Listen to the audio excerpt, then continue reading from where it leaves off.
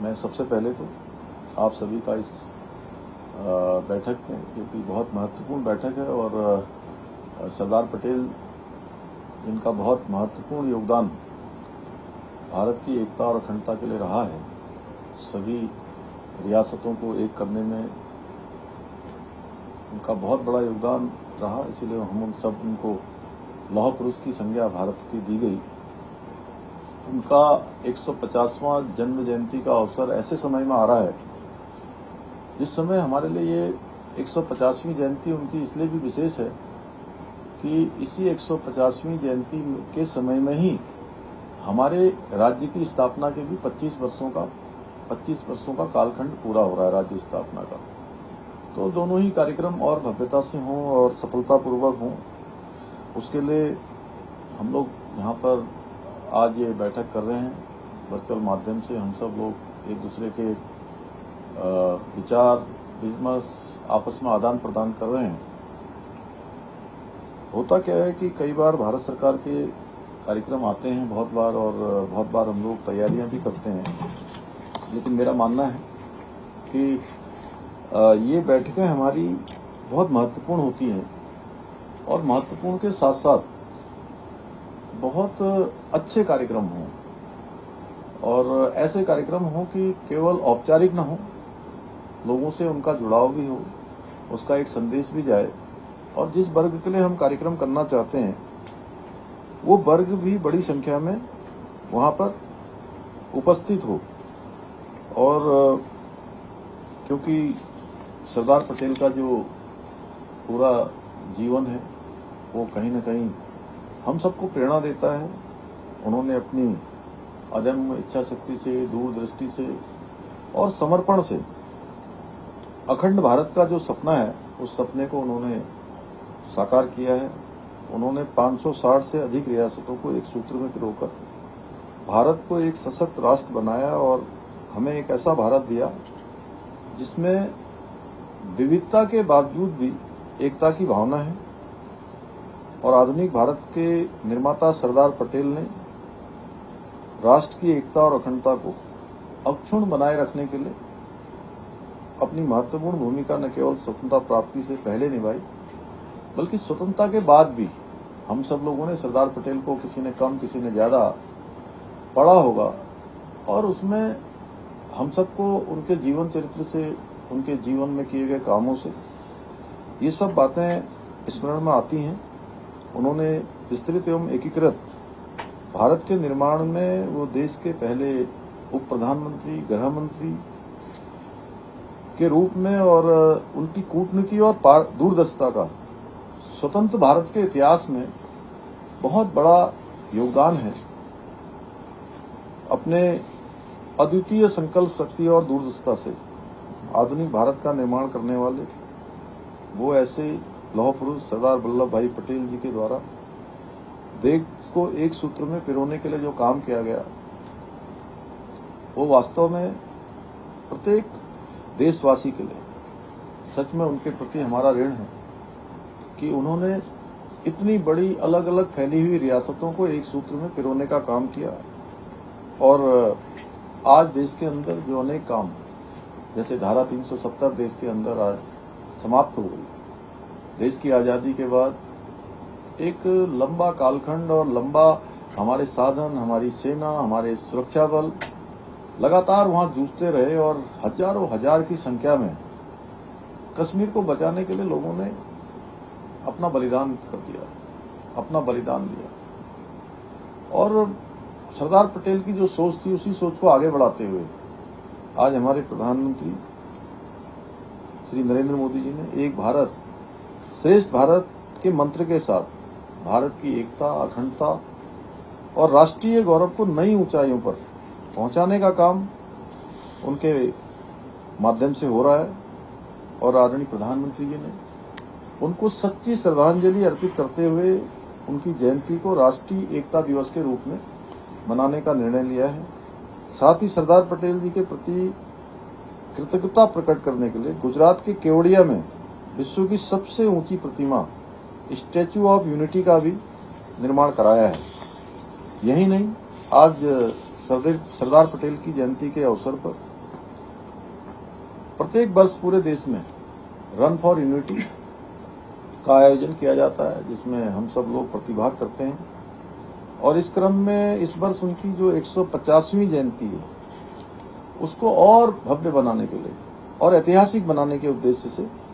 सरदार eight 150 unity मार्च का आयोजन किया जा रहा है, जिसमें देश भर में एकता और समरसता का संदेश घर घर तक पहुंचाने का एक अभियान है। घर घर तक पहुंचे, और इस अभियान के प्रथम चरण की शुरुआत हमारे भारत सरकार के खेल मंत्री जी ने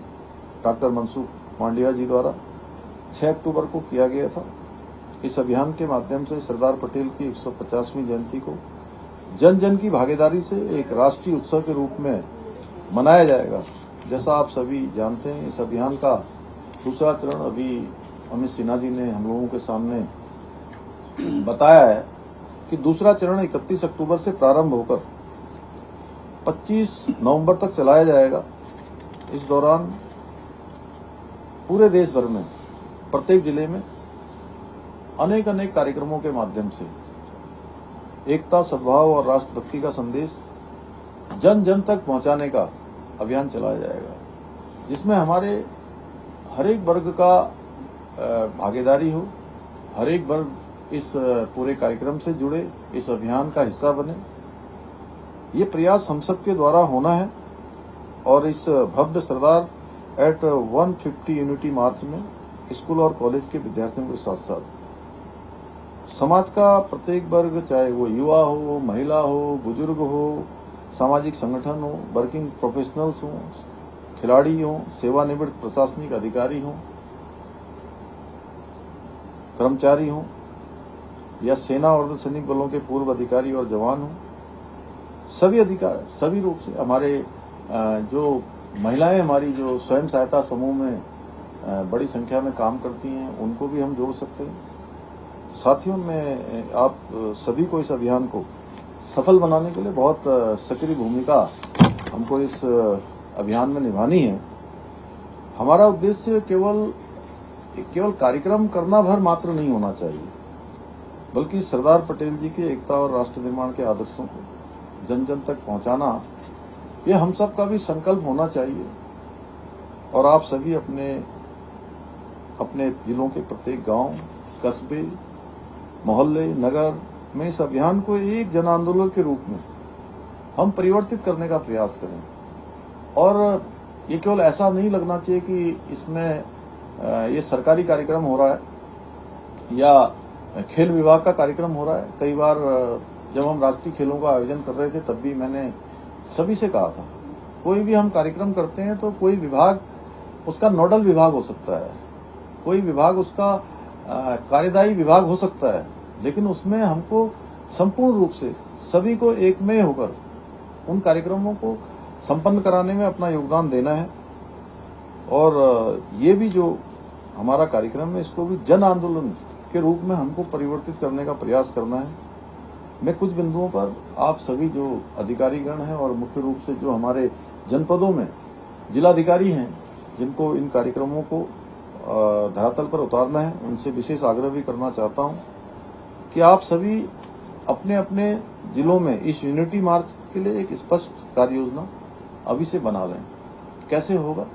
और इस दौरान मैंने जैसे अभी प्रतीक से पूछा था कि वहां पर कोई रजतोत्सव का कार्यक्रम तो नहीं हो रहा है, जिसके कारण से कुछ उसको हमको एडजस्ट करना पड़े। ऐसा मुझे लगता है कि अन्य जनपदों में, जैसे नैनीताल में और देहरादून में रजतोत्सव के कुछ कार्यक्रम विशेष रूप से होने वाले हैं, तो उनको इस कार्यक्रमों के बीच में अपने को जो है कैसे ये कार्यक्रम भी चलना है और वो कार्यक्रम भी होने हैं, तो उनको एडजस्ट भी करना है। तो इसलिए एक स्पष्ट कार्य योजना हमें बनानी होगी सभी जिलाधिकारियों को। और ये केवल, जैसा मैंने शुरुआत में ही कहा, कि केवल एक औपचारिकता न हो, बल्कि इसमें समाज के प्रत्येक वर्ग जरूर इसमें जुड़े। अभी तक जितने भी कार्यक्रम हमारे सफल हुए हैं, या आपने देखा होगा कांवड़ यात्रा हो, चार धाम यात्रा हो, कैलाश मानसरोवर यात्रा हो, आदि कैलाश यात्रा हो, या जितने भी बड़े आयोजन हो रहे हैं, राष्ट्रीय खेल हो, हमारे G20 के कार्यक्रम हो, या अन्य जो भी कार्यक्रम हम समय समय पर करते हैं, उसकी सफलता के पीछे सबसे बड़ा सूत्र होता है कि जो स्टेक होल्डर्स हैं हमारे, जो लोग उसके हितधारक हैं, वो उस कार्यक्रम को स्वयं करवाने वाले हो जाते हैं। जब वो खुद उसके होस्ट बन जाते हैं तो आप इस मान लीजिए कि निश्चित रूप से वो कार्यक्रम अवश्य सफल हो जाता है। साथ ही में प्रत्येक जिले में विद्यालय, महाविद्यालय हैं, इनमें भी विशेष गतिविधियां आयोजित किया जाए। और मेरा ये भी आप सबसे अपेक्षा है कि इसमें युवा वर्ग को और महिलाओं को इस अभियान से अधिक जोड़ना हमारी सर्वोच्च प्राथमिकता होनी चाहिए, क्योंकि आज का जो युवा वर्ग है और डिविडेंट उसमें भी हमारा बड़ा अच्छा, डेमोग्राफी में भी हमारे देश का भी बड़ा स्थान है और दुनिया में भारत आज युवा देश भी है।